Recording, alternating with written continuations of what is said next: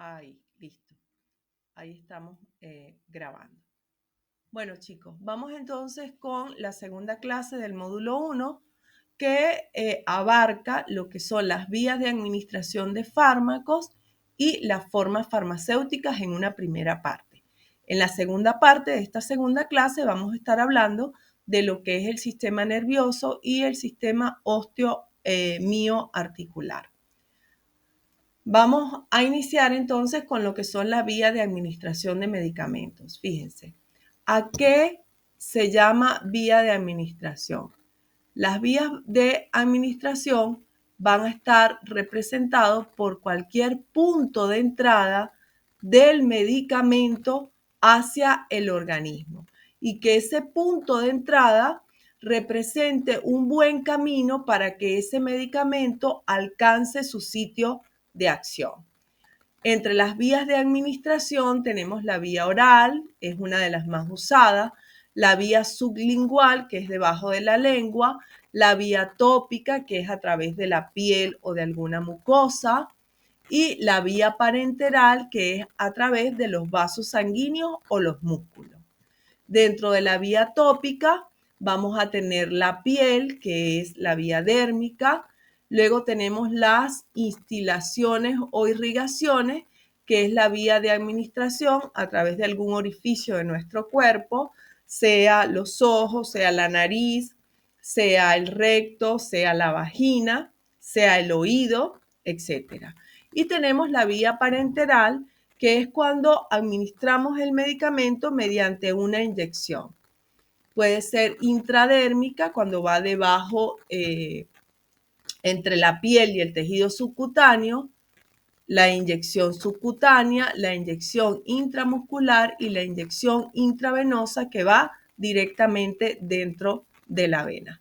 Esta parte del programa es importante porque si bien ustedes no van a administrar los medicamentos como tal, por lo menos las vías parenterales, porque eso le corresponde a enfermería, sí es importante que ustedes tengan claro todas estas vías para poder explicarle a los pacientes cuando compren un medicamento, ¿verdad? Y que tengan propiedad a la hora de hablar. Cuando nosotros administramos un medicamento en el organismo, nosotros podemos lograr dos tipos de efectos. Uno es el efecto local o llamado también efecto tópico y el otro corresponde al efecto sistémico. ¿Cuál es el efecto local? El efecto local o tópico es cuando el medicamento ejerce su acción en el lugar de aplicación nada más. Es decir, se administra allí donde va a actuar y donde se administra de forma local o superficial ejerce su acción.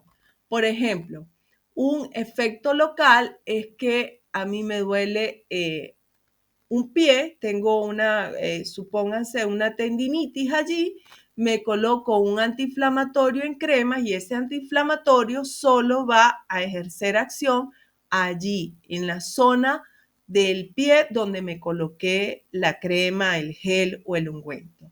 Eso es un efecto local o tópico.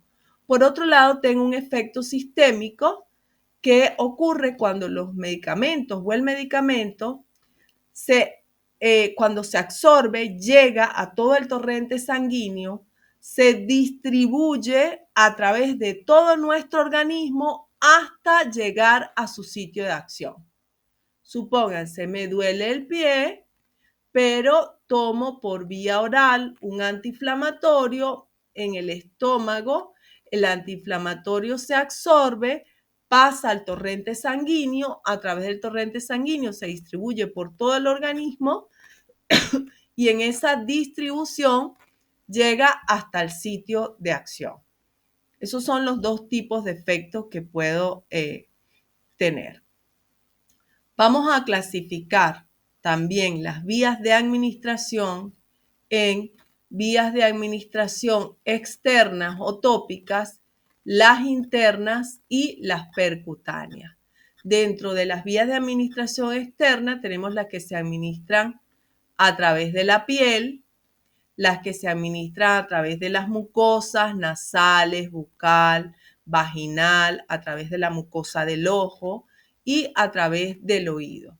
Luego tenemos las vías de administración interna, donde se van a dividir en 3 grupos: las entéricas, las parenterales y las inhalatorias. Dentro de las entéricas tengo la oral, la sublingual y la rectal.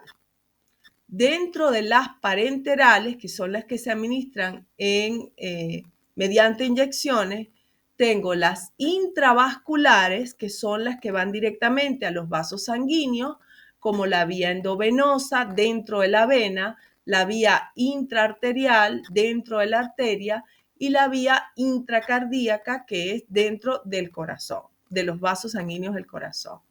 Y tengo las vías parenterales extravasculares, que son las que se administran fuera de los vasos sanguíneos, como la intramuscular en el músculo, la subcutánea en el tejido subcutáneo, la intradérmica debajo de la primera capa de la piel, la intraarticular directamente en las articulaciones, la vertical, que luego ya les muestro en una gráfica donde se hace, la epidural, que es la vía de administración para los anestésicos, que es en la columna vertebral, y la intraperitoneal, que es en la cavidad abdominal.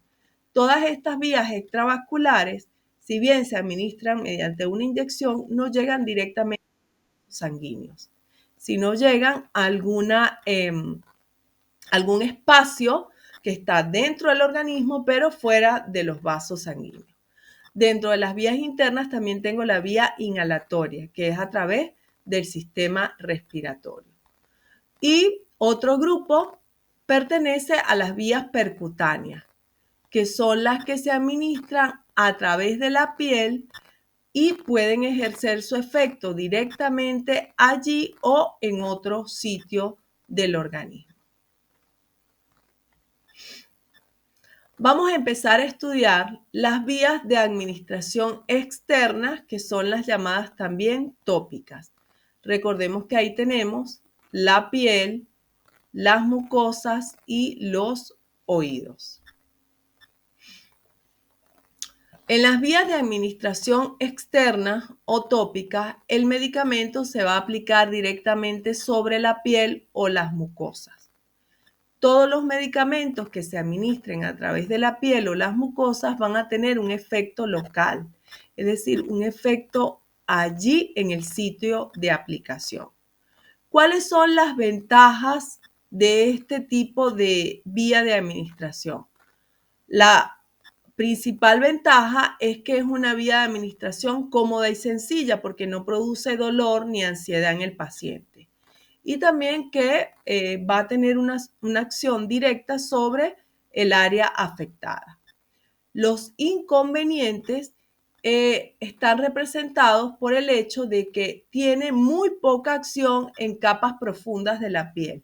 Es decir, que si la afección está en las capas más internas de la piel, no va a servir. Alguno de los otros inconvenientes es que puede provocar alergias, irritaciones en la piel, si el paciente es alérgico a algún componente de la crema, y también tenemos el inconveniente de que hay algunos fármacos que se absorben bien a través de la piel, pero no se quedan allí, sino que también tienen circulación sistémica. Y esto podría ser un inconveniente si no queremos que ese medicamento llegue a otras instancias que no sea la zona que está ahí en la piel que necesita ser atendida. Para entender bien cómo es la vía de administración tópica, tenemos que repasar un poco lo que es la estructura de la piel. La piel está formada por 3 capas, la más superficial, que es la epidermis, la media, que es la dermis. Allí en la dermis se encuentra el folículo piloso, que es donde nacen los pelos, y la capa más profunda de la piel, que es la hipodermis, ¿sí? En este tipo de vía de administración, entonces vamos a tener la aplicación del fármaco aquí en la epidermis para lograr un efecto local. El fármaco que va a ser aplicado sobre la piel debe aplicarse sobre una piel que esté limpio, ¿sí? Muy limpia. Generalmente no se van a producir efectos sistémicos debido a que la dosis que hay de un fármaco en las cremas es muy pequeña y la absorción en la mayoría de los fármacos, no en todas, a través de la piel es baja e irregular. Es decir, que no hay problema de intoxicación. Esta vía de administración se utiliza para aplicar fármacos que van a proteger la piel, para tratar enfermedades dermatológicas como psoriasis, alergia, cuando hay problemas musculares o articulares y también para problemas circulatorios, porque acá entre la dermis y la hipodermis vamos a tener los vasos sanguíneos que le brindan nutrición a la piel. Recordemos que las vías de administración externas tópicas se pueden aplicar sobre la piel y sobre las mucosas también. Entonces, ¿qué son las mucosas? Son tejidos muy irrigados. ¿Qué significa irrigado? Que tienen mucha circulación sanguínea. Se diferencian de la piel en que no tienen queratina y al no tener queratina a nivel de las mucosas hay un mayor grado de penetración de los medicamentos que se apliquen sobre esas mucosas. Dentro de las mucosas vamos a tener la conjuntiva del ojo, tenemos la mucosa de las fosas nasales, tenemos la mucosa vaginal, tenemos la mucosa bucal, la rectal y en la mayoría de los casos los fármacos que se administren en las mucosas van a tener un efecto local. También entre las vías de administración externas tenemos el oído, porque el oído también tiene una mucosa aquí en el conducto auditivo. En estos casos, ¿verdad? Generalmente son gotas que se llaman gotas óticas y el medicamento se debe depositar aquí en el conducto auditivo. Y el efecto que produce ese medicamento es un efecto local. Generalmente lo que se administra por el oído son o antiinflamatorios o antibióticos cuando hay una infección de oído. La forma farmacéutica más utilizada en los oídos son las gotas óticas que se utilizan para tratar afecciones a nivel del oído, como la administración de anestésicos, de sustancias aceitosas para disolver los tapones de cera e incluso también antibióticos. La manera correcta de colocar las gotas ópticas, si el paciente es un adulto, es que el adulto con la mano o el brazo que está del lado del oído afectado, con ese brazo toma el gotero, con esa mano, perdón, y con la mano contraria ala el pabellón de la oreja, esta zona hacia atrás. ¿Por qué se jala hacia atrás y hacia arriba? Para hacer que este conducto auditivo se abra más y con eso facilito la entrada de las gotas. Cuando es un niño, el paciente, lo ideal es acostarlo y con una de las manos se jala el pabellón auricular, esta zona, hacia abajo. No hacia arriba y hacia atrás como en el caso del adulto, sino hacia abajo. ¿Por qué? Porque como en los niños todavía se están formando ciertas partes del cuerpo, el conducto auditivo de un niño no tiene la misma trayectoria que el conducto auditivo de un adulto. Por eso se realiza de forma diferente. Bien, esto que acabamos de ver corresponde a las vías de administración externas o tópicas, piel, mucosas y oído. Vamos a abordar el estudio de las vías de administración interna. Dentro de estas vías de administración voy a tener la vía entérica, dentro de la cual encontramos la oral, la sublingual y la rectal, las parenterales y las inhalatorias. Vamos a empezar con la vía de administración entérica, específicamente la oral. En la oral, el fármaco se introduce en la boca y luego se traga con la ayuda de agua. Lo ideal es que los medicamentos no se tomen con otra sustancia que no sea agua, ni café, ni leche, ni gaseosa. El agua es la sustancia ideal. Cuando el fármaco llega al estómago, se disuelve, se absorbe en el intestino delgado, principalmente en la parte del intestino delgado que se llama duodeno, y luego que se absorbe pasa a la circulación general para producir el efecto sistémico. Esta vía, la vía oral, es una de las vías más utilizadas, pues es cómoda, fácil de usar, permite que el mismo paciente se pueda administrar el medicamento, por lo que constituye una vía de elección de primera línea para pacientes que estén conscientes y también para la parte infantil, para los menores. Recordemos que en lo que vimos en la clase pasada, tenemos en el tracto digestivo el estómago y el intestino delgado. Y comparábamos que en el intestino delgado es donde hay mayor absorción.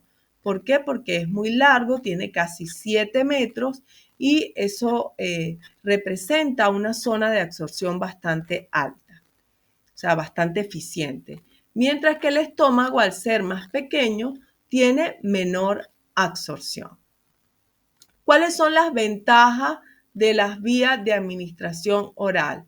Es segura, cómoda y fácil de usar, es muy aceptada por los pacientes porque no produce ni dolor, ni ansiedad, ni miedo. Es económica porque no necesito de personal especializado y además no necesito también de aplicadores especiales. La otra ventaja que tiene es que en caso de que haya una administración excesiva, es decir, una intoxicación por algún fármaco, se puede provocar el vómito, realizar el lavado de estómago antes de que el medicamento se absorba. ¿Cuáles son los inconvenientes? Que algunos medicamentos pueden producir irritación gástrica, como por ejemplo la aspirina, el ibuprofeno, son medicamentos que son agresivos con la mucosa gástrica y producen daño. Además, otro inconveniente es que hay algunos fármacos que no se absorben bien en el aparato digestivo. Otra de las desventajas es que cuando llega el medicamento al estómago, allí puede haber interacción de ese medicamento con alimentos, con bebidas o incluso con algún otro medicamento. No se puede utilizar en caso de disfagia. La disfagia es la dificultad para tragar. Entonces, si yo tengo un paciente que no está consciente o que tiene alguna enfermedad relacionada a el esófago, que no puede tragar bien, no voy a poder utilizar esta vía. Y el otro inconveniente es que si va a haber alguna intervención quirúrgica de estómago, no se puede administrar medicamentos por vía oral porque puede haber modificación de la absorción de ese medicamento. Bien, ¿cómo vamos hasta acá, chicos? ¿Alguna pregunta, alguna duda?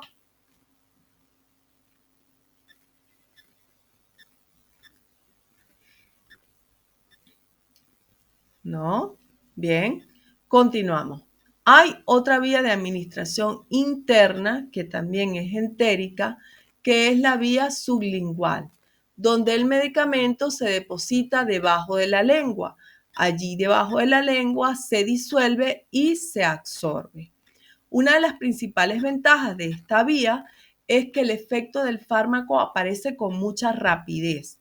¿Por qué? Porque esta zona de debajo de la lengua es una zona muy vascularizada, muy irrigada, es decir, tiene gran cantidad de vasos sanguíneos y eso favorece a la absorción del fármaco a una alta velocidad y por supuesto va a hacer que el efecto terapéutico aparezca más rápido. ¿Cuáles son las ventajas de la vía sublingual? Es fácil, permite la autoadministración, la absorción se da rápida, por lo tanto, al tener una absorción rápida, los efectos terapéuticos también aparecen muy rápido y además va a tener una utilidad muy grande cuando hay situaciones de emergencia, porque el medicamento se absorbe rápidamente. Entre los inconvenientes tenemos que son muy pocos fármacos los que se pueden administrar por esta vía, porque no se absorben. Además, hay poca superficie de absorción porque la zona sublingual es muy pequeña, puede en algunos casos provocar la irritación de la mucosa bucal y también puede aumentar la salivación y puede favorecer la deglución del fármaco. Si yo un fármaco que viene para vía sublingual me lo trago, no va a tener ningún efecto. Pierde su eficacia, porque a nivel del estómago no se va a absorber. Viene diseñado es para absorberse en la zona sublingual. Otra vía de administración interna, que también es entérica, es la vía rectal, donde el medicamento se introduce a través del recto y allí va a tener un efecto local o en algunos casos también se absorbe y puede tener un efecto sistémico.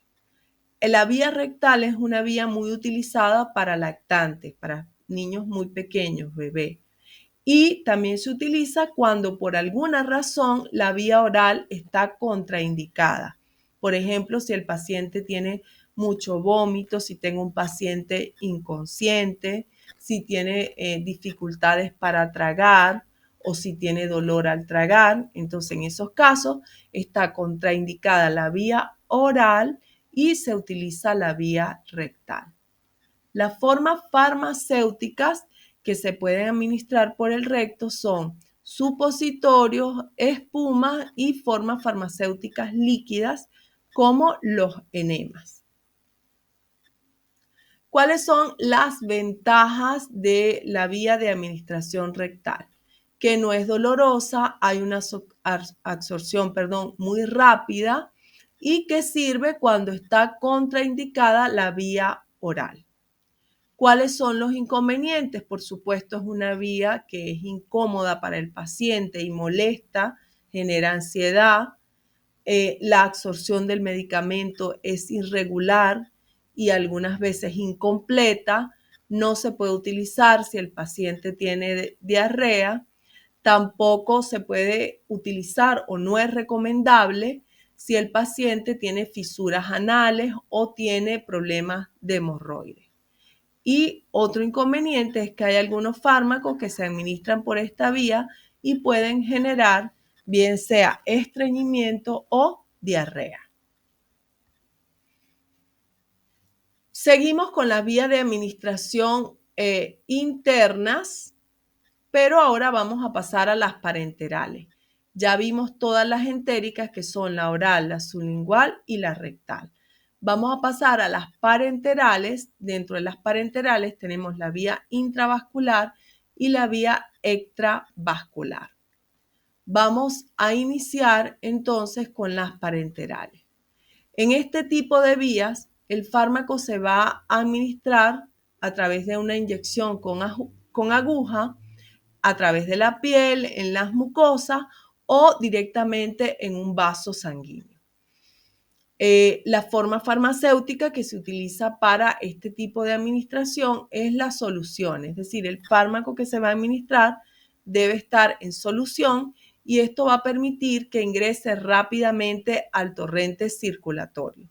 Y al estar en el torrente circulatorio, rápidamente va a ejercer su efecto sistémico. Acá tenemos la técnica de inyección según la profundidad que yo quiera alcanzar. Si yo quiero inyectar por vía intramuscular, debo colocar la inyectadora en un ángulo de 90 grados respecto a la piel.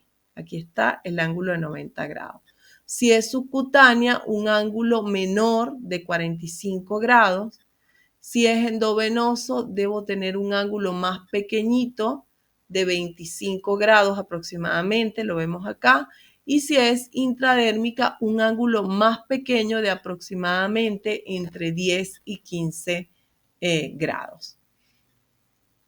Dentro de las vías parenterales intravasculares, chicos, que son las que van directamente a un vaso sanguíneo, tenemos la vía endovenosa.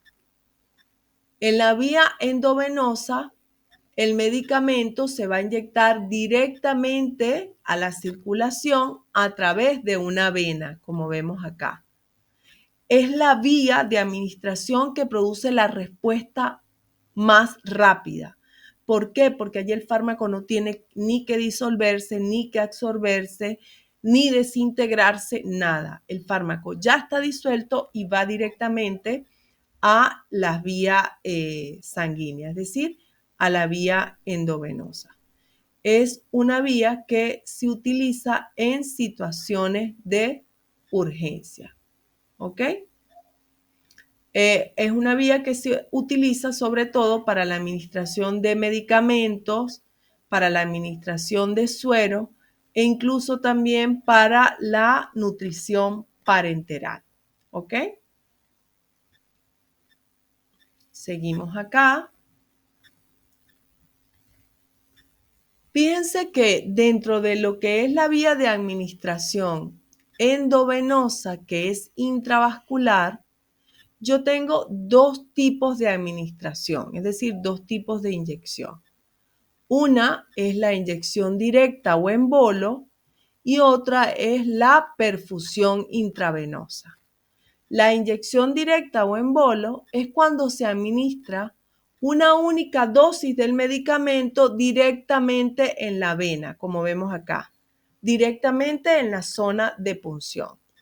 Mientras que la perfusión intravenosa es aquella donde el fármaco se diluye en un volumen de suero y ese suero se le va administrando al paciente en la vena gota a gota durante un periodo de tiempo determinado.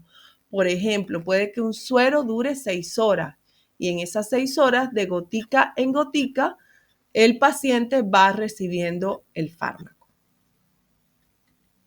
¿Cuáles son las ventajas y las desventajas de la vía endovenosa?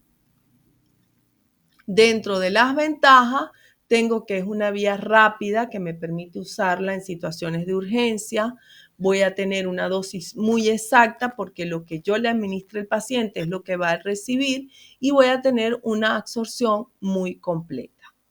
¿Cuáles son los inconvenientes? Que como estoy pinchando un vaso sanguíneo, yo puedo tener riesgo de infección, puede haber inflamación de la vena, que es lo que se llama flebitis, puedo tener extravasación de líquidos de la vena, así como rápidamente se absorbe el medicamento. Si el paciente llegara a tener una reacción adversa a ese medicamento, también esa reacción adversa va a aparecer muy rápido, por ejemplo, una alergia. Es una vía traumática porque produce en el paciente temor y ansiedad por el dolor que va a experimentar durante la inyección. Y otro inconveniente es que no la puede realizar cualquiera. Tiene que haber un personal calificado, además de tener los materiales y conocer la técnica específica para este tipo de vía de administración, que es la endovenosa. Siguiendo con las vías de administración internas dentro de los vasos, ahora vamos a hablar de la intraarterial e intracardíaca. La intraarterial es la vía que se utiliza cuando se desea que el efecto vaya directamente a un órgano específico, solamente a ese órgano sin que aparezcan efectos sistémicos. Por ejemplo, un uso de estas vías intraarteriales es cuando se está administrando quimioterapia, que son medicamentos para tratar el cáncer, ¿verdad? Son los que se llaman agentes antineoplásicos para que las células cancerígenas no crezcan más. Entonces, no me interesa que este agente antineoplásico se distribuya por todo el organismo porque afecta un poco también las células buenas. Entonces, utilizó una vía intraarterial donde va directamente el medicamento a la arteria y se selecciona la arteria que vaya directamente al órgano que yo quiero atacar. Por otro lado, tengo también la vía intracardíaca, que se utiliza solo en casos de urgencia, cuando hay un paro respiratorio, por ejemplo, para administrar adrenalina directamente en el corazón para que se active lo que es la circulación y el músculo del corazón vuelva a latir, vuelva a contraerse y a relajarse. Fíjense que la vía intraarterial y la vía intracardíaca no la puede realizar tampoco cualquiera. Tiene que ser un personal de enfermería especializado en estas vías, porque no cualquier enfermero puede alcanzar estas vías, la intraarterial y la intracardíaca. ¿Por qué? Porque hay que conocer bastante de anatomía para saber exactamente qué arteria seleccionar y cómo ubicarla en el cuerpo. Bien, seguimos con las vías de administración parenterales, pero ahora vamos a las extravasculares, es decir, las que van fuera de los vasos sanguíneos, pero dentro del organismo. Allí tenemos la vía intramuscular, la subcutánea, la intradérmica, la intraarticular, intratecal, la epidural, la intraperitoneal. Vamos a borrar esto aquí que está molestando. Ahí. Intratecal, epidural y la intraperitoneal. Vamos a iniciar con la más frecuente de ellas, que es la intramuscular. Generalmente se eligen músculos que estén muy irrigados, es decir, que tengan mucha circulación sanguínea. Los más elegidos son la región de los glúteos, el deltoide, que es esta parte del brazo acá, y también la cara externa de los muslos.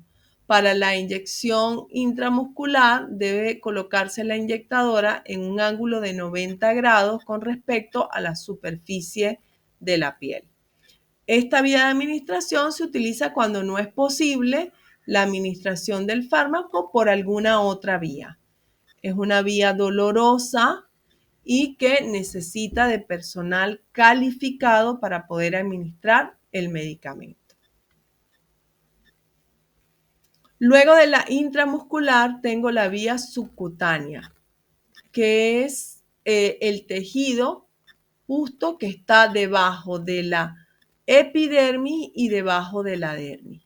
Para la inyección se toma, como vemos aquí en la imagen, se forma un pliego con la piel.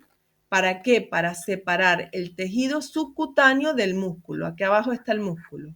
Cuando yo jalo las pieles hacia arriba y formo un pliegue, estoy separando el tejido subcutáneo del músculo. Bien. Cuando realizamos una inyección subcutánea, las zonas más elegidas son el abdomen, la cara externa de los muslos y también la parte superior externa de los brazos. Es la vía de administración más frecuente para insulina, para las vacunas, para heparina también, que son anticoagulantes. Entre los inconvenientes es que es un poco dolorosa, pero tiene como ventaja que es una vía de administración sencilla y si el paciente es entrenado, él mismo se puede autoadministrar el medicamento. Y eso sucede con los pacientes diabéticos que tienen que administrarse insulina y ellos mismos aprenden a colocarse la inyección subcutánea. Aunque hoy en día es más sencillo porque vienen los lápices dosificadores de insulina. Luego tenemos entre las vías extravasculares también la vía intradérmica, ¿sí? En la vía intradérmica el fármaco se inyecta en la dermis, ¿sí? Este tipo de inyección se utiliza más que todo para realizar pruebas de alergia, como el test de Mantoux o prueba de la tuberculina, y también se utiliza para administrar anestésicos y alguna vacuna, porque es una inyección directamente debajo, o sea, en la dermis, en la parte interna de la dermis y se forma una vacuola, fíjense. Es tan superficial la inyección que se forma como una pápula. Generalmente para la vía intradérmica se utiliza como vía de administración la cara interna del antebrazo, esta parte que van acá, que ven aquí. Y la inyectadora debe colocarse formando un ángulo con la piel de aproximadamente 15 grados. Otras vías menos comunes, pero que también se utilizan, sobre todo en los ambientes hospitalarios, que pertenece a las vías extravasculares, es la intraarticular, donde la inyección se realiza justamente en el interior de una articulación. Esa inyección puede ser para colocar un fármaco directamente allí o también en pacientes que sufren de patología a nivel de las articulaciones y que necesita que se les traiga líquido sinovial. El líquido sinovial es el líquido que se acumula en las articulaciones. También es una vía para realizar pruebas diagnósticas, es decir, para obtener ese líquido, mandarlo a analizar en el laboratorio y poder determinar qué es lo que está pasando en esa articulación. Fíjense que es una vía de administración delicada, por eso no se emplea con frecuencia, porque es de un elevado riesgo. Y ese elevado riesgo es que podamos generar una infección o que podamos dañar los tejidos que están alrededor de las articulaciones. Estas inyecciones intraarticulares suele realizarlas directamente el traumatólogo. Y no todos los traumatólogos, sino el traumatólogo que se especializa en articulaciones. Tenemos también dentro de las vías extravasculares la intratecal. En la intratecal tenemos que el fármaco va directamente al líquido cefalorraquídeo. Este líquido es el líquido que rodea el sistema nervioso central y que lo protege de golpes o lo protege de la invasión de agentes infecciosos. El líquido cefalorraquídeo es el que circula por dentro de la médula espinal. Como ven, es una vía de administración también bastante especializada. Los fármacos que se administran a través de esa vía tienen un efecto local sobre las meninges o el tejido cerebral. Las meninges son las membranas que recubren el cerebro. Y también, por supuesto, es una vía que se utiliza para administrar anestésicos que van a actuar sobre la médula espinal. Por ejemplo, cuando se va a realizar una cesárea. También dentro de las vías extravasculares tengo la vía epidural, donde el fármaco se inyecta en el espacio epidural. El espacio epidural es un espacio que está por fuera de la dura madre. Y la dura madre es una de las capas, una de las membranas que recubren el sistema nervioso. La forma de administración es a través de una punción lumbar y suele utilizarse también para la administración de anestésicos. Son vías altamente especializadas.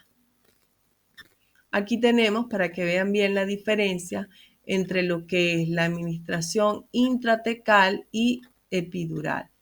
La vía epidural, el medicamento va acá en el espacio epidural que está sobre la dura madre, mientras que la vía intratecal va directamente al canal de la médula espinal. Entre las otras vías de administración internas tenemos también las inhalatorias. Por supuesto, son las que se administran a través de la nariz, a través de las fosas nasales o de la boca. El medicamento va a entrar al sistema respiratorio acompañado del aire que nosotros ingresamos, al aire inspirado, ¿sí? Y De esta forma alcanza las vías respiratorias. El fármaco administrado por vía inhalatoria entra por la nariz y rápidamente alcanza las vías respiratorias altas. Además de la nariz, también se utiliza la boca como vía inhalatoria. Y cuando se utiliza la boca, vamos a tener una mayor cantidad de fármaco que va a alcanzar los pulmones. Estas vías inhalatorias se utilizan más que todo para enfermedades a nivel del aparato respiratorio. Por ejemplo, cuando hay asma, cuando hay neumonía, etc. ¿Cuáles son las ventajas y las desventajas de las vías de administración inhalatoria? Entre las ventajas es que rápidamente podemos tener efectos locales y sistémicos. Esto es importante. No solo son efectos locales, sino también sistémicos. Hay una área de absorción muy rápida y muy vascularizada. Se tienen que usar dosis pequeñas y también permite la autoadministración. Sin embargo, va a presentar algunos inconvenientes, como por ejemplo que no es posible administrar dosis exactas. ¿Por qué? Porque depende de la técnica de administración. Si el paciente no lo realiza correctamente, se puede escapar fármaco de las fosas nasales y ya ahí no voy a tener una dosis exacta. Los efectos que se logran a través de esta vía de administración son de corta duración. El otro inconveniente es que necesito de un equipo especial, como por ejemplo las cámaras espaciadoras, como por ejemplo los nebulizadores. El medicamento puede generar irritación de la vía respiratoria y también, como hay una rápida absorción, si va a haber alguna reacción adversa, también se va a producir de forma muy rápida. Esos son los inconvenientes. Luego tengo otra vía de administración que es la vía percutánea. En esta vía el medicamento se va a administrar directamente sobre la piel. La diferencia con la vía de administración tópica, que ya habíamos visto anteriormente, es que aquí el fármaco se administra en la piel, pero se absorbe y pasa a circulación sistémica. ¿Por qué? Porque alcanza los capilares sanguíneos que están bajo la piel. Es una vía de administración, por ejemplo, de anticonceptivos, que son los parches transdérmicos. También se utiliza para pacientes que están dejando el cigarrillo, que son los parches de nicotina. Y también vienen algunas hormonas como parches transdérmicos. ¿Cuáles son los inconvenientes de la vía de administración percutánea? Y las ventajas también. Entre las ventajas está que se puede usar en pacientes que no pueden utilizar la vía oral. El fármaco va a llegar directamente a la sangre sin pasar por la vía digestiva, por lo tanto no se desperdicia nada del fármaco.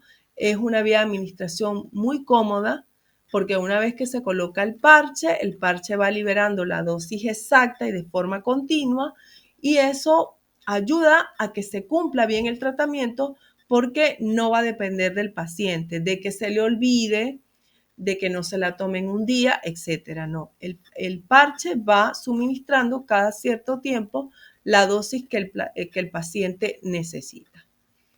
¿Cuáles son los inconvenientes de esta vía? Entre los inconvenientes tenemos que no se puede administrar todo tipo de fármacos, sino aquellos fármacos que fácilmente se puedan absorber a través de la piel. Puede haber riesgo de irritación, de reacciones adversas a nivel de la piel, de alergia. Además de que hay una absorción lenta. Si hay una absorción lenta, quiere decir que pasa un tiempo considerable para que se pueda producir el efecto terapéutico. Y el otro inconveniente es que suele utilizarse solo en tratamientos crónicos, es decir, en pacientes que tienen enfermedades crónicas y que van a ser utilizados por un largo plazo de tiempo. Bien, chicos, fíjense, esto es todo lo referente a las vías de administración. ¿Hay alguna pregunta, alguna duda? Vamos a ver acá la pantalla grande para ver si hay... Se salió la llamada. Ya me conecto de nuevo. Vamos a ver si hay alguno que tenga una pregunta. Aproveche de preguntarme mientras vuelvo a conectar la llamada de la compu.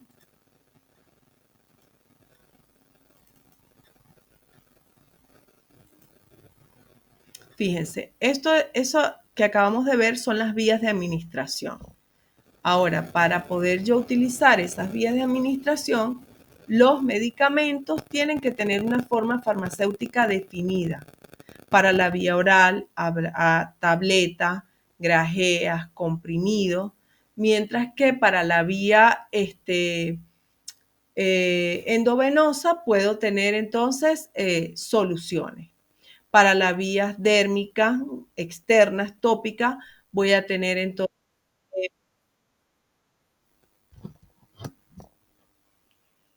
Ahí, ¿se escucha? Ay, que se me había salido la llamada. Bien, vamos a compartir acá un minuto.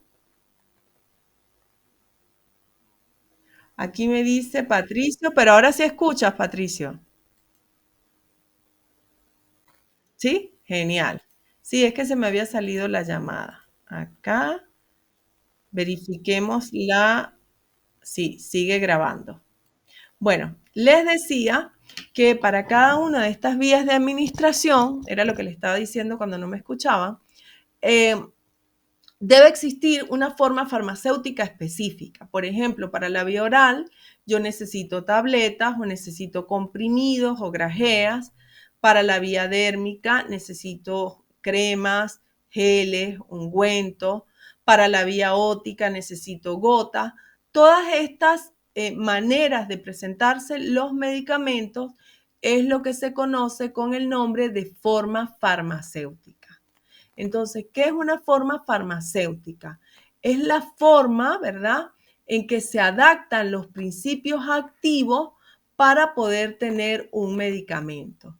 Recordemos que en la clase pasada hablamos que en los medicamentos no solo está el principio activo, es decir, la sustancia que va a ejercer la acción, sino también voy a tener otras sustancias que se llaman excipientes, que lo que hacen es darle forma física al principio activo. Por ejemplo, darle un color, darle un sabor, darle un peso, porque el principio activo a veces es cantidades mínimas.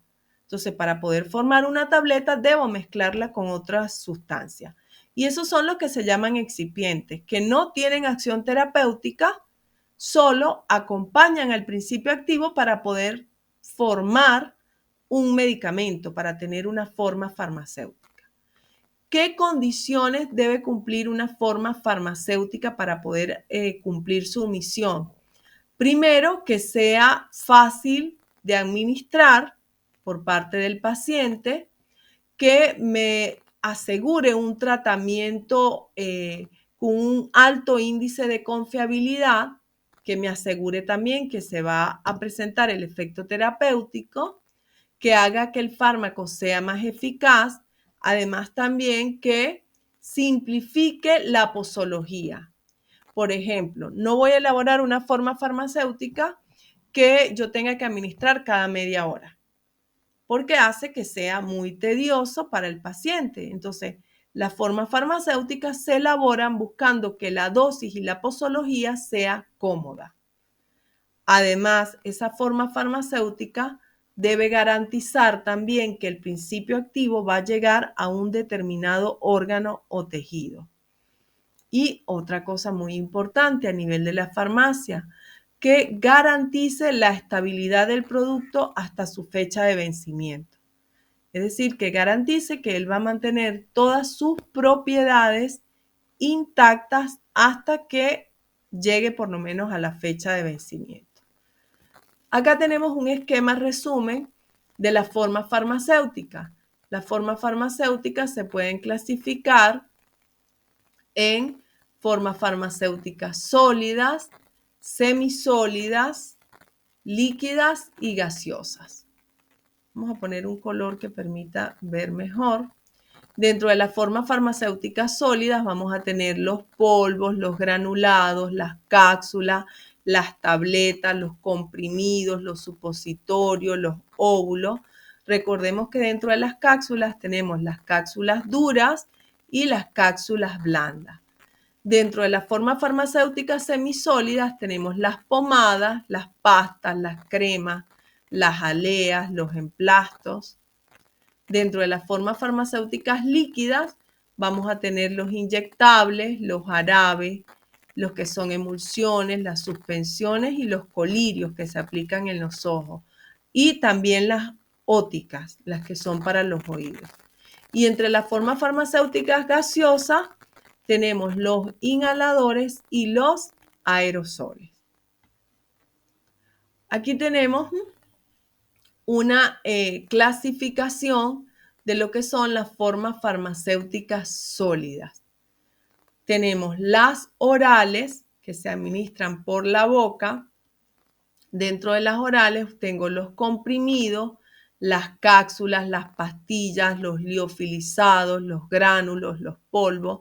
Fíjense que los comprimidos son los que tienen la ranura para poder dividir la dosis en dos. Las cápsulas duras son esas cápsulas de gelatina que vienen generalmente de dos colores, que se disuelven en el estómago. Tengo las cápsulas blandas, que son las que están formadas también de gelatina, pero vienen en una sola parte, o sea, es una sola, un solo envase. Estas cápsulas blandas se disuelven en el estómago más rápido que las cápsulas duras. Tengo los granulados, que son los que vienen para disolver en agua, y tengo los polvos liofilizados, que también vienen para disolver. Dentro de las formas farmacéuticas sólidas orales también tengo las pastillas. Fíjense, pastilla nada más se le llama a lo que es como un caramelo, a lo que yo voy a chupar. Chupo, chupo y la voy disolviendo. Eso es una pastilla. Pero bueno, generalmente la población común le llama pastilla a todo lo que se introduce en la boca. Pero desde el punto de vista técnico farmacéutico no es así. Pastilla es la que es como un caramelo, la que se chupa. Lo demás pueden ser comprimidos, ¿verdad? Pueden ser cápsulas blandas, duras, etcétera. Eso en cuanto a las formas farmacéuticas sólidas que son administradas por la vía oral. Ahora, tenemos las formas farmacéuticas sólidas que son administrados por otra vía que no es la oral. Tenemos, por ejemplo, los polvos para inyectable, tenemos los supositorios que van por la vía rectal, tenemos los talcos medicamentosos que van a través de la piel, los óvulos vaginales en la vagina y los parches transdérmicos que se colocan en la piel. Todo esto representan formas farmacéuticas sólidas. Tenemos también las formas farmacéuticas semisólidas que se llaman así porque tienen una consistencia entre sólida y líquida. ¿Sí? El objetivo de ella es que haya una liberación del fármaco local, que se quede allí en la piel o también transdérmica. ¿Ok? Generalmente los principios activos tienen acción emoliente o protectora. Dentro de las formas farmacéuticas semisólidas tenemos las pomadas, los geles y las cremas. Fíjense, las pomadas se diferencian de las cremas en que las pomadas tienen mayor contenido de grasa, mientras que las cremas tienen mayor contenido de agua. Tenemos los geles, que son más transparentes, más viscosos, pero que se absorben con mayor facilidad. Dentro de las formas farmacéuticas líquidas, vamos a tener la de administración oral, como los jarabes, que tienen una alta concentración de azúcar. Tenemos también las suspensiones. Dentro de las suspensiones vamos a tener, por ejemplo, los antiácidos, chicos. Los antiácidos, ustedes ven que siempre dice agite antes de usar, ¿ok? Y eso es porque en las suspensiones, ¿no? No tenemos la disolución total del fármaco, sino que el fármaco, el principio activo, está como suspendido en un líquido, está como flotando, como cuando ustedes colocan talco en agua.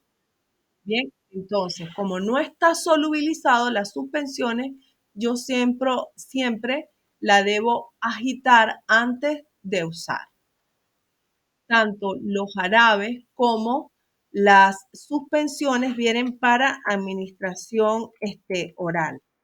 Fíjense que la diferencia es que en el jarabe tengo una alta concentración de azúcar, mientras que en las suspensiones no.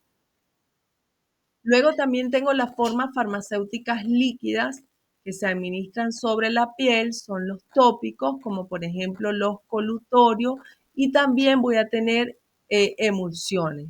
Las emulsiones son las que se aplican sobre la piel y que están formados, tienen un componente graso y un componente acuoso, y que vienen diseñadas para absorberse justamente a través de la piel.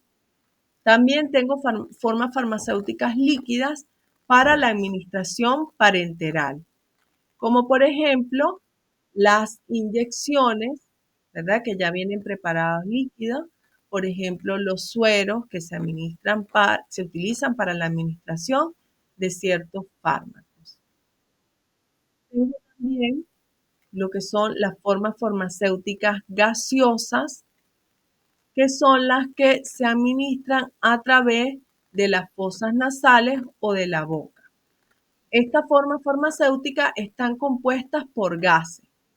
Por ejemplo, puede ser el oxígeno o el óxido nitroso que actúen como principio activo, o incluso algunos broncodilatadores como el salbutamol, por ejemplo, que se utiliza en pacientes asmáticos. Y este principio activo se mezcla con otro gas o con un líquido que sirve como propulsor. Esa sustancia que sirve como propulsor puede ser o gas o líquido o sólido. Y es la sustancia que va a hacer que el principio activo salga como gas hacia las vías respiratorias. ¿Ok?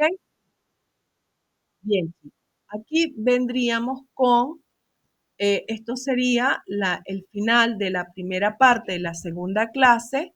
Vamos con el trabajo práctico. Aprovecho de preguntarles, ¿hay alguna duda, alguna pregunta? Hasta acá, los escucho.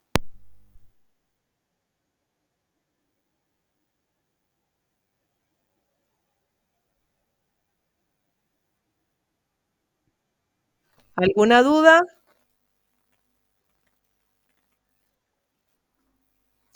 ¿No? Susana levantó la mano. Dime.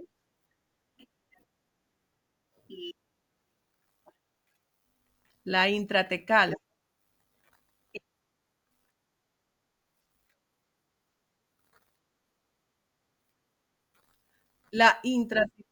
Sí, la intratecal pasa a través de las vértebras, penetra la membrana que recubre la columna vertebral y llega al canal interno de la columna vertebral. ¿Sí? Esa es la manera. ¿Alguna otra duda? ¿Gregorio? Bueno, no es Gregorio, es una chica. ¿Perdón?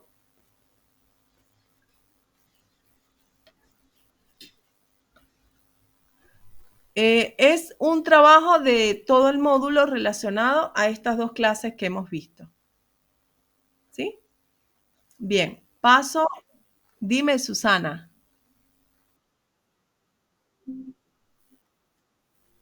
No, ya aquí en la clase lo voy a explicar y lo voy a dejar de una vez acá. ¿Sí? Lo que voy a enviar por WhatsApp es el link del video que tienen que ver para poder elaborar el trabajo. ¿sí?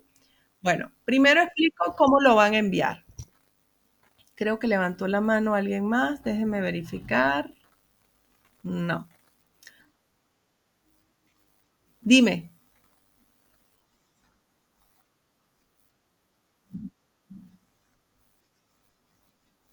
Bueno, ¿sabes a quién le puedes escribir? A Melissa. Ah, ya. Bueno, vas a tener que pasarme tu número, dime qué número es y yo le digo a Melissa que te agregue. Dime el número.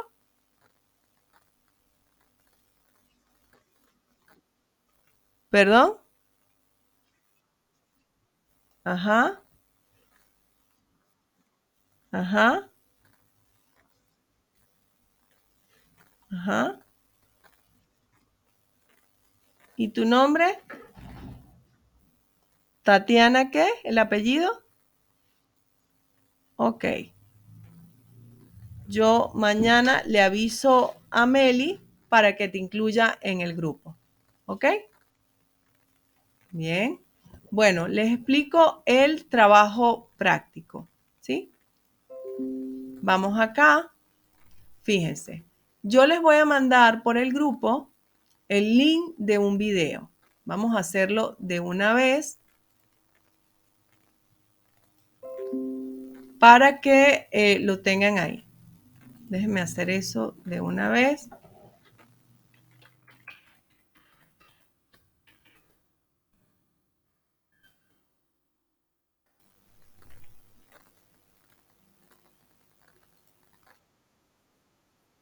Acá.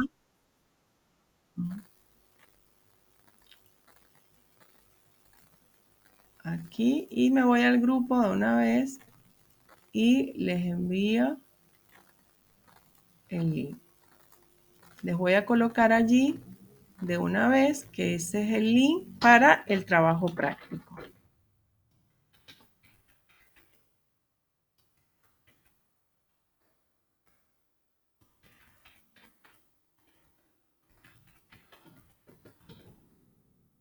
Bien. Ahí está el link para el trabajo práctico en el grupo. Entonces, ¿qué van a hacer? Ustedes van a escuchar ese video. El video trata sobre la interacción de los medicamentos con los alimentos. Y el objetivo de este video es que ustedes aprendan las recomendaciones que pueden darle a los pacientes para tomar los medicamentos, si es antes de la comida, después de la comida o durante la comida, tomando en cuenta cómo se absorbe mejor ese medicamento. Entonces, ustedes van a ver el video, van a analizar la información y van a realizar, aquí dice una lista, escuchen bien, aquí dice una lista, pero puede ser un mapa conceptual, puede ser un esquema, puede ser un cuadro, como a ustedes se les haga más fácil organizar la información. ¿Qué van a colocar en esa lista, en ese esquema, en ese cuadro, en ese mapa? Van a separar los medicamentos que se deben tomar con el estómago vacío de los que se deben tomar con el estómago lleno. ¿Ok? Y además de colocar cuáles son esos medicamentos, allí el especialista habla de si son analgésicos, si son estatinas, etcétera. Van a indicar también cuál es el uso de ese fármaco. Por ejemplo, las estatinas son las que se utilizan para bajar el colesterol. Repito entonces, el trabajo práctico consiste en ver el video y de alguna manera organizar la información como a ustedes les parezca más sencillo, sea una lista, sea un cuadro, sea un esquema, sea un mapa conceptual de los medicamentos que deben administrarse con el estómago vacío o los que deben administrarse con el estómago lleno, y además deben indicar cuál es la función de ese fármaco. Si es un antihipertensivo, es un tipo de fármaco que se utiliza para bajar la tensión. Si es una estatina, las estatinas son las que se utilizan para bajar el colesterol. ¿Cómo me van a enviar el trabajo? el trabajo me lo van a enviar los que tengan computadora en un archivo de Word con su nombre y apellido completo y que diga trabajo práctico número 1.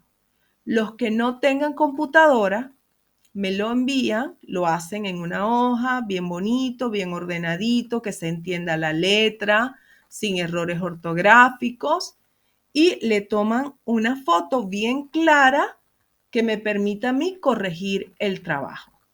Y me lo envían por un WhatsApp privado, ¿ok? No al grupo, por un WhatsApp privado, donde diga también el nombre del alumno. Cuando yo reciba el WhatsApp, chicos, no le voy a contestar porque no quiero que me aparezca como leído y que luego yo no me acuerde dónde voy a buscar el trabajo. Simplemente me llega el WhatsApp y lo dejo allí para que me siga apareciendo que debo leer ese mensaje. ¿Me explico? Y los que me envíen por correo el trabajo, me lo van a enviar a este correo que voy a copiar aquí. El correo es darlyb@gmail.com. ¿Ok? darlyb@gmail.com. Ahí me van a enviar el trabajo práctico. ¿Hay alguna pregunta, alguna duda? Los escucho. Aprovechen que es el momento de aclarar todo lo relacionado al trabajo práctico. Susana,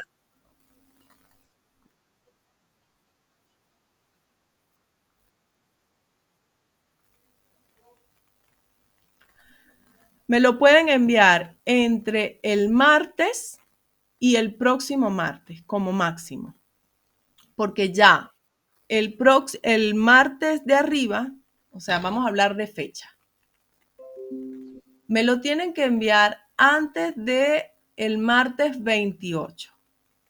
¿Por qué? Porque el martes 28 sería el último martes antes de tener la última clase del módulo 1. ¿Bien? Luego que nosotros tengamos la última clase del módulo 1, ya vendría la evaluación del módulo 1. Entonces, necesito que me lo envíen antes del martes 28. Ese es el límite. Le estoy dando 15 días. Mónica,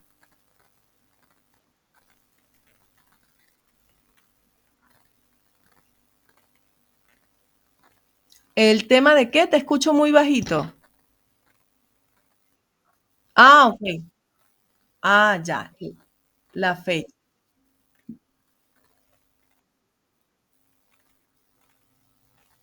La clase anterior está en la plataforma.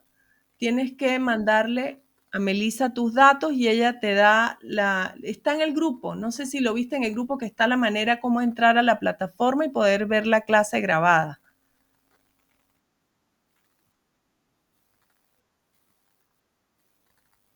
Ah, lo que tienes que tener cuidado, mucha atención de marcar bien cómo está allí la contraseña, porque algunos no podían entrar al principio y era que estaban haciendo un errorcito en la clave, ¿sí?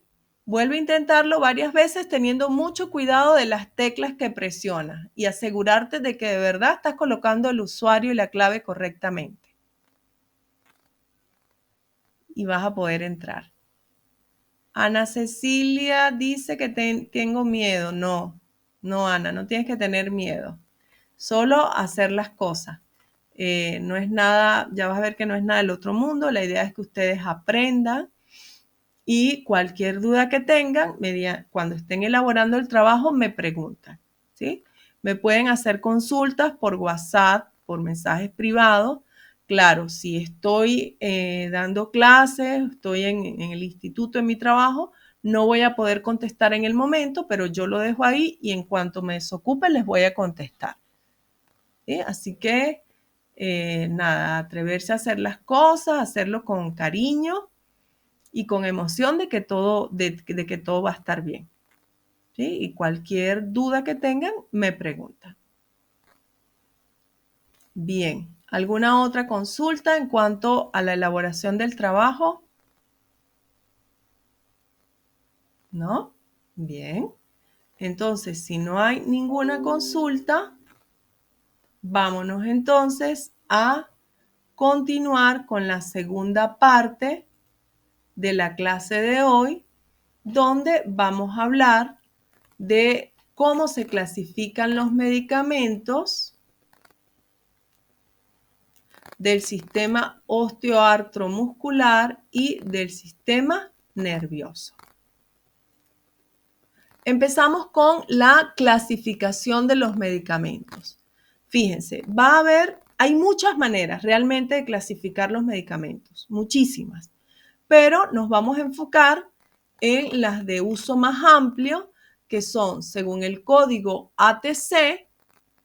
Este código ATC es una clasificación anatómica, terapéutica y químico. Aquí está C para químico porque son las siglas en inglés. Y química en inglés comienza con C, que es chemistry. Entonces, según el código ATC y según su uso. Esa es la clasificación que se le da a los medicamentos.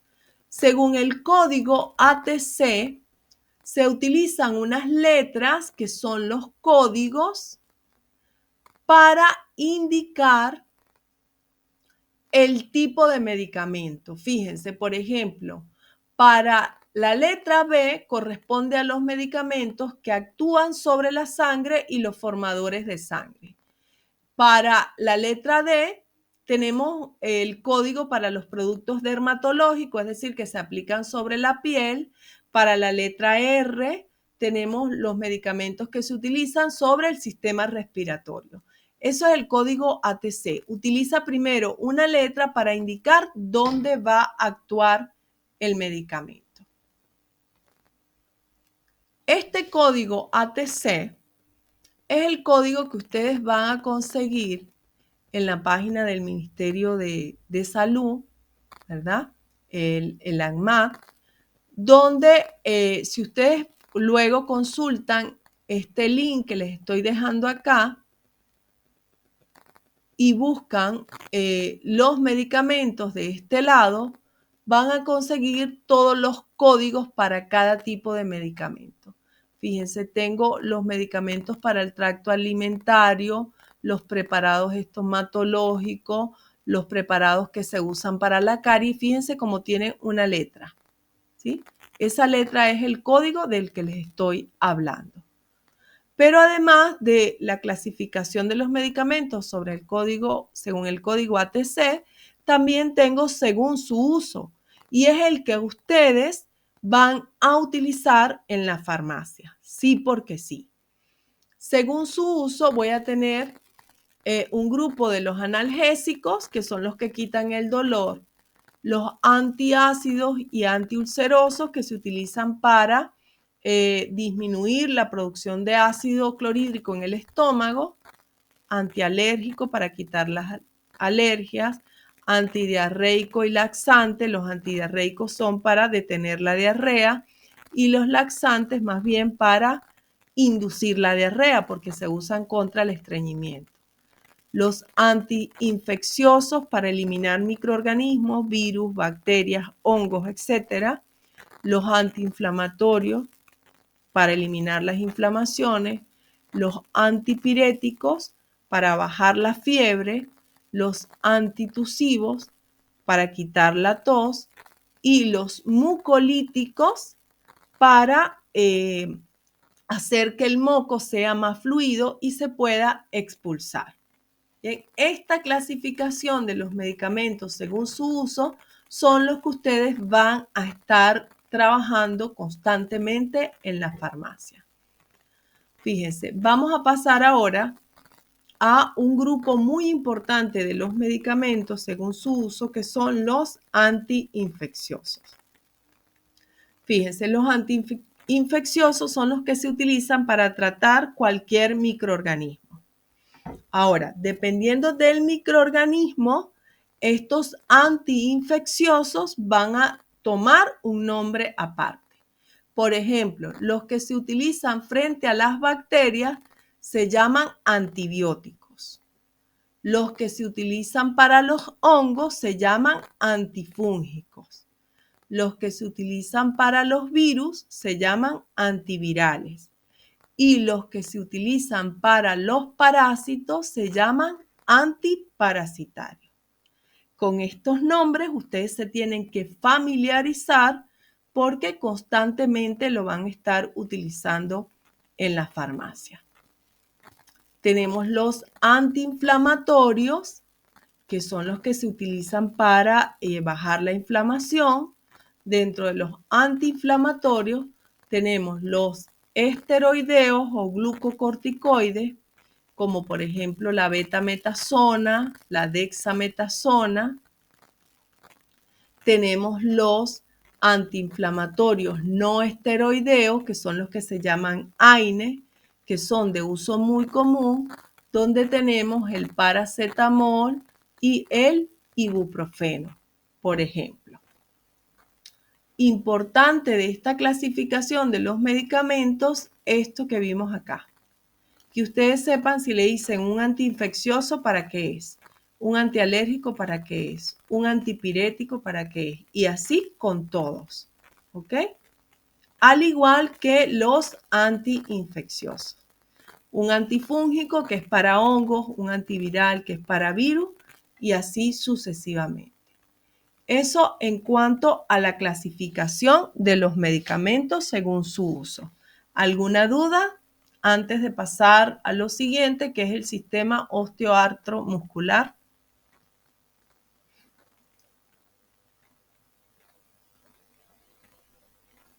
¿No? Bien, continuamos entonces. Bien, vamos a abordar el estudio ahora de lo que es el sistema osteoartromuscular.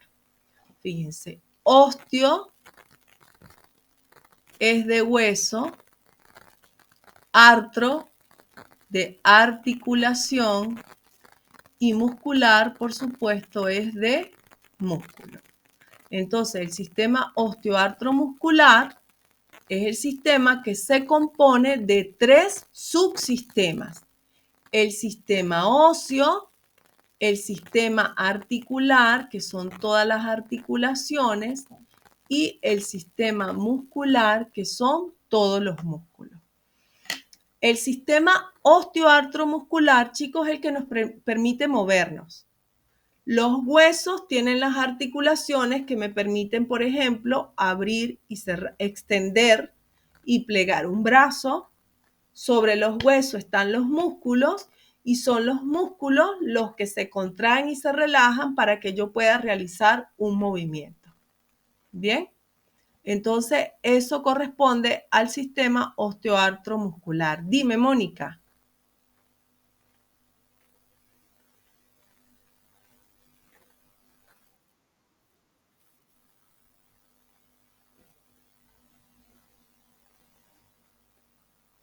No te escucho.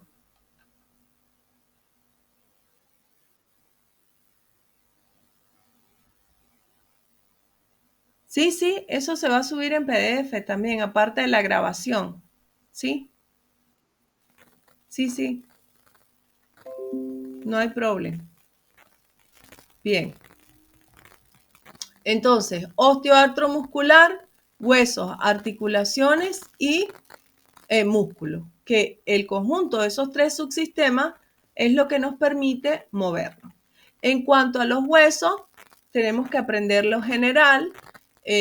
Nuestro cuerpo está formado por 208 huesos. Aquí tenemos los huesos principales. No se asusten, no tienen que aprenderse estos huesos. Lo que quiero es que manejen la información general, que sepan qué es el sistema osteoartromuscular, que sepan por lo menos cuántos huesos forman el cuerpo humano, pero no los voy a poner a estudiarse cada hueso, porque eso no tiene sentido. Lo que quiero es que aprendan lo general, justamente para que puedan ejercer bien el ser auxiliar técnico de farmacia. Los huesos, esos 208 huesos que tiene nuestro cuerpo se clasifican en 3 grupos. Tenemos los huesos largos, los huesos planos y los huesos cortos. Los huesos largos, como por ejemplo el fémur, el cúbito y la tibia, tienen un extremo que se llama epífisis y tiene una parte central que se llama diáfisis. Tampoco pretendo que se aprendan esto. Lo que quiero es que sepan que existen huesos largos, huesos planos y huesos cortos. Los huesos largos se caracterizan porque tienen mayor largo que ancho. Los huesos planos, como el parietal, el omóplato que está aquí atrás, se caracterizan porque tienen casi el mismo largo y el mismo ancho. Y los huesos cortos, como por ejemplo los huesos que forman la columna vertebral, son huesos que tienen más ancho que largo. Eso referente a los huesos. Bien. Luego hablemos de las articulaciones. Fíjense, las articulaciones son las uniones que se encuentran entre los huesos y que permiten movimiento. De las articulaciones vamos a tener diferentes tipos. Unas que tienen un movimiento muy limitado, otras que tienen un movimiento medio y otras que son muy móviles. Las que casi no se mueven se llaman sin artrosis, como por ejemplo las que están en los huesos del cráneo. Fíjense, estas son articulaciones que casi no tienen movimiento, es mínimo, ¿ok? Las que tienen un movimiento limitado o poco movimiento se llama anfiartrosis. Por ejemplo, las que están en las costillas, acá. Y las que tienen un amplio movimiento, como las que tenemos en las rodillas, en los codos, en las caderas, en los hombros, se llaman diartrosis. De nuevo, no pretendo que se aprendan estos nombres, solo que sepan que existen articulaciones con mucho movimiento, otras con poco movimiento y otras con un movimiento moderado. Los músculos que conforman también el sistema osteoartromuscular son tejidos que tienen la capacidad de contraerse y de relajarse, es decir, de estirarse. Los huesos están ubicados sobre, los músculos están ubicados sobre los huesos y se unen a los huesos a través de los tendones. Entonces, el sitio de unión del músculo con el hueso es lo que nosotros llamamos tendón. En los músculos, nosotros vamos a tener lo que se llaman músculos antagónicos, como lo de los brazos. ¿Sí? Si yo doblo el brazo, ¿qué sucede? Que el bíceps, que es el músculo de acá arriba, se contrae, pero el músculo de acá abajo, que es el tríceps, se relaja. Eso es lo que se llama músculos antagónicos, que trabajan juntos y uno se contrae y el otro se relaja.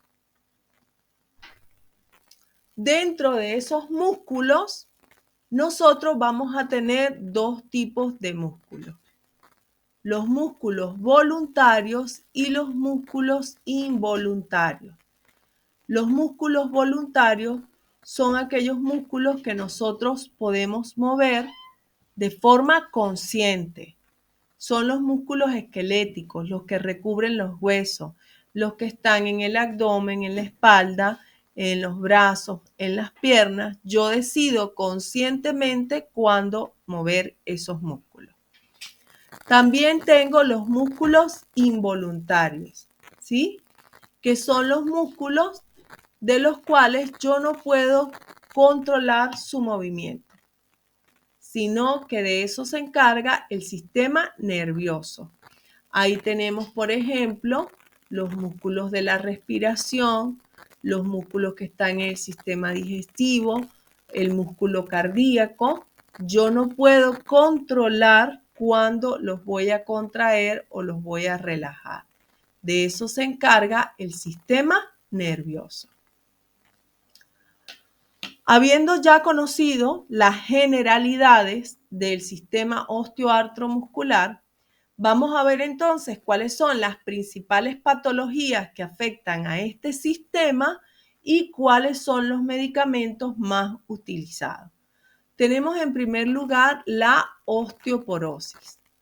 La osteoporosis es una enfermedad donde tenemos una masa ósea disminuida. Esa masa ósea disminuida, como vemos aquí, afecta la estructura interna del hueso. Hace que tenga muchos espacios vacíos. Y eso hace que sea un hueso frágil y que sea muy susceptible a una fractura. La osteoporosis es muy común en las mujeres en edad de la menopausia, en edad, las que están justo en la menopausia. ¿Por qué? Porque hay un desequilibrio hormonal que hace que no se absorba el suficiente calcio para que los huesos se mantengan en forma óptima. Fíjense, esta es la estructura interna de un hueso normal y esta es la estructura interna de un hueso con osteoporosis. Ustedes ven como hay muchos espacios vacíos porque falta masa ósea y eso hace que sean huesos susceptibles a una fractura. ¿Cuáles son los medicamentos que más se utilizan para la osteoporosis? Pues realmente para la osteoporosis no hay cura, o sea, no va a haber un medicamento como tal. Lo que se utiliza es la vitamina D y el calcio, que ayuda un poco a que mejore la estructura del hueso porque se reabsorbe mayor cantidad de calcio. Sin embargo, no vamos a curar la osteoporosis. También se observa mucha osteoporosis en pacientes que durante muchos años han sido adictos a las gaseosas. Las gaseosas tienen un componente que es el ácido fosfórico que a lo largo del tiempo destruye hueso. Dime, Susana.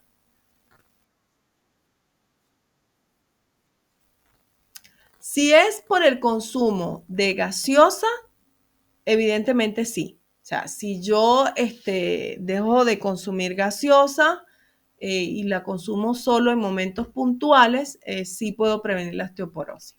Si es por la edad, ¿verdad? Ya en la etapa menopáusica, se puede prevenir un poco, más no de forma total. ¿Cómo es? Desde antes de la menopausia, tomar suplementos de calcio y de vitamina D, hacer ejercicio y tomar un poco de sol en las horas adecuadas. ¿Por qué? Porque la vitamina D se sintetiza en la piel también cuando nosotros nos exponemos al sol, pero a un sol sano, a un sol que sea antes de las 10 de la mañana o después de las 4 de la tarde. No al sol en su pico máximo porque nos va a hacer daño. Entonces, de esa manera la puedo prevenir, pero no voy a garantizar al 100% que no se presente. ¿Por qué? Porque en la menopausia, como ya les dije, hay un equilibrio de hormonas, desequilibrio, entre ellos una hormona que ayuda a la absorción de calcio. ¿Sí? ¿Levantó la mano alguien más? No veo. Susana.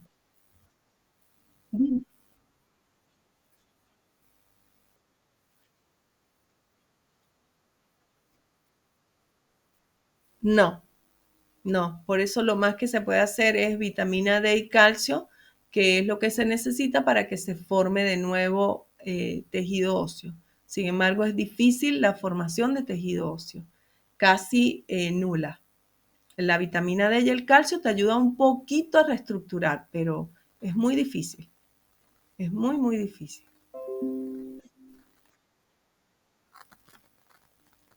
Las células madres sirven, es un tratamiento que es bastante específico, pero se utiliza más que todo cuando hay problemas a nivel de la médula espinal para la producción de células sanguíneas. pero para la producción de hueso casi no, porque las células madres son muy específicas para médula y para hueso necesito unas células que se llaman osteoclastos, que son las que pueden producir tejido óseo. Así que o sea, te diría que no. Sin embargo, no me atrevo a asegurarlo completamente, porque de repente busco y hay alguien que lo esté haciendo con buenos resultados. ¿Ok? Pero hasta donde sé, no. Cuando hay deterioro, muerte, destrucción del tejido óseo, generalmente lo que se colocan son prótesis. Prótesis de cadera, prótesis de huesos cortos, etc. ¿Sí? ¿Alguna otra pregunta? ¿Aclarada tu duda, Susana?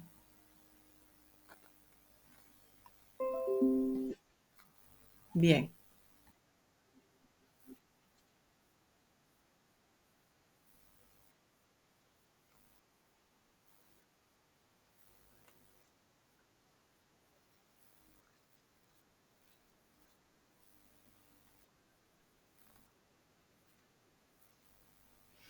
En un momento hubo unas investigaciones que se estaban realizando con eso, pero después tuvieron unos problemas de incompatibilidad, porque las células que producen el tejido óseo son muy específicas.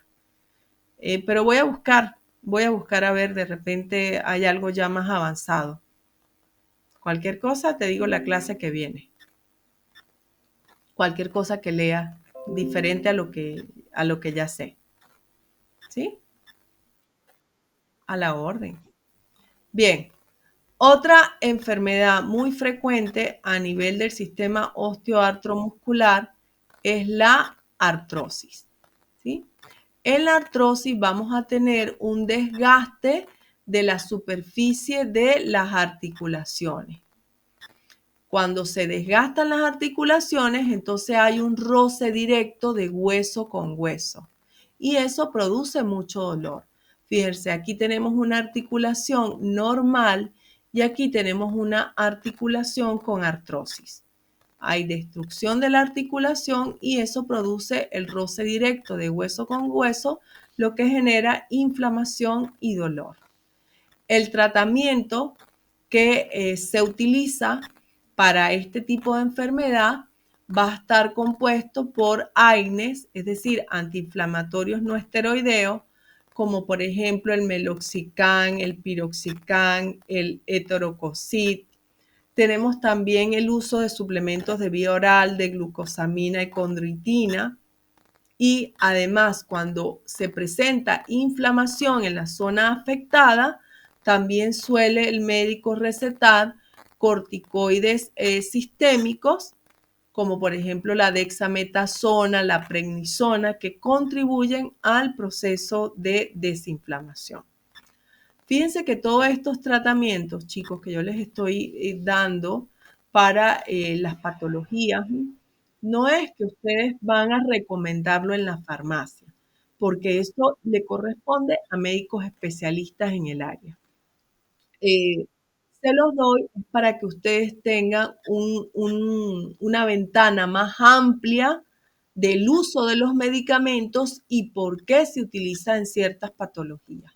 Además, ustedes van a ver luego que comiencen a trabajar y que puedan hacer las pasantías, que ustedes ven una receta médica, ven los medicamentos y ya pueden más o menos deducir qué tipo de enfermedad tiene el paciente y le pueden brindar un mejor asesoramiento. Este es el objetivo de que veamos los sistemas con las patologías más frecuentes. Luego tenemos otra patología que es la artrosis reumatoidea. En la artrosis reumatoidea vamos a tener un ataque de las articulaciones, ¿verdad? Por parte de anticuerpos. Anticuerpos son sustancias que están en nuestro propio cuerpo, pero que por alguna razón atacan en este caso, a las articulaciones. Es una enfermedad inflamatoria que se da más que todo a nivel de las manos y los pies. y es tanta la inflamación que puede incluso generar la destrucción de la articulación y el desuso del órgano, es decir, la persona va a tener dificultad para mover la mano, va a tener dificultad para caminar. En este caso, suelen enviar también antiinflamatorios no esteroideos como el diclofenac, el piroxicam, el meloxicam, y si es muy exagerada la inflamación, también le van a enviar corticoides como la prednisolona o la prednisola.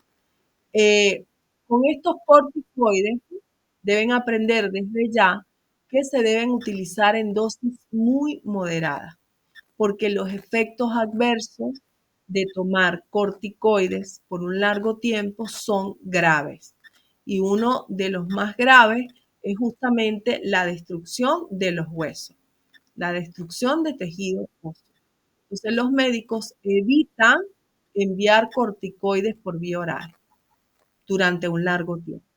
Cuando ya el paciente no puede más, que es mucho el dolor, mucha la inflamación, tiene inhabilitadas las manos y los pies, es que ellos deciden enviar los corticoides, porque de verdad que tienen muchas reacciones adversas.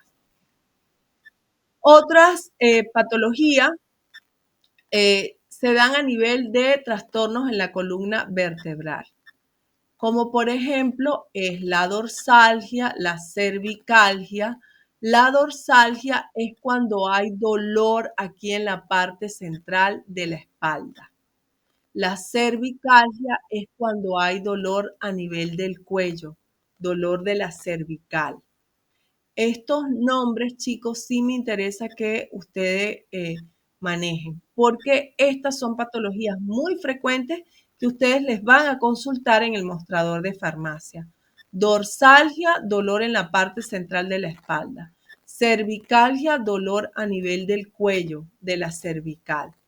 También tenemos la lumbalgia, que es dolor acá abajo en la zona lumbar de la espalda, y la lumbosciatalgia, que es dolor a nivel de la zona lumbar, pero que hay afección del nervio ciático. Por lo tanto, el dolor se irradia hacia las piernas. Para este tipo de afecciones a nivel de la columna vertebral, vamos a utilizar antiinflamatorios no esteroideos como el naproxeno, el diclofenac, el ibuprofeno, el ketorolac, la trometamina, el piroxicam, el meloxicam, y también cuando hay contractura a nivel muscular suelen enviar un relajante muscular como el pridinol, bien, que ayuda bastante. Fíjense, aquí tengo una tabla comparativa de dos analgésicos muy utilizados, que son de uso muy frecuente en la farmacia. Y ellos son el ibuprofeno y el paracetamol. De ellos debemos aprender las diferencias básicas, porque muchas personas que no saben lo utilizan indistintamente, creen que es lo mismo usar ibuprofeno que paracetamol, y no es así. Fíjense, el ibuprofeno, vamos a utilizar acá otro colorcito. El ibuprofeno tiene tres acciones. Es analgésico, es antiinflamatorio y es antipirético. Es decir, que quita dolor, desinflama y baja la fiebre. En cambio, el paracetamol es solo analgésico y antipirético. ¿Cuándo debemos usar ibuprofeno? Cuando hay un dolor leve, de leve a moderado, acompañado de inflamación. Si hay inflamación y hay un dolor, debemos recomendar ibuprofeno. Pero si tenemos un dolor de leve a moderado sin inflamación, entonces el más recomendable es el paracetamol. ¿En qué dosis se debe administrar cada uno de ellos? El ibuprofeno en una dosis de 400 a 600 miligramos cada 6 u 8 horas, mientras que el paracetamol entre 500 y 1000 miligramos también cada 6 u 8 horas. Ojo con esto, chicos. Ustedes van a poder recomendar un medicamento en la farmacia siempre que estén seguros que es solamente un dolor de cabeza. Es decir, si ustedes conocen la historia clínica del paciente. ¿Por qué? No podemos recomendar un ibuprofeno o un paracetamol si el paciente tiene, por ejemplo, un dolor en la zona abdominal derecha, que es donde está el apéndice. Si me dice que le duele allí y yo le pregunto, ¿siempre te sucede con frecuencia? No. ¿Es primera vez? Sí. ¿Cuántos días tienes con ese dolor? 2 días. No puedo inventar. ¿Por qué? Porque puede ser que ese paciente tenga una apendicitis y yo le doy un analgésico, se le quita un poco el dolor, pero la apendicitis sigue internamente. Y puede ser que entonces cuando ya ese paciente vaya al hospital sea demasiado tarde y ya tengamos una peritonitis. Entonces tienen que tener mucho cuidado cuando ustedes recomiendan algo en la farmacia. Siempre se le pregunta al paciente cuánto tiempo tiene con el dolor, si tiene alguna otra enfermedad crónica, por ejemplo, si es diabético, si es hipertenso, si es mujer, si está embarazada, si sufre de la tiroides, etcétera. ¿Ok? Tenemos que ser muy, muy cuidadosos con eso. Solo restringirnos a hacer recomendaciones en casos puntuales.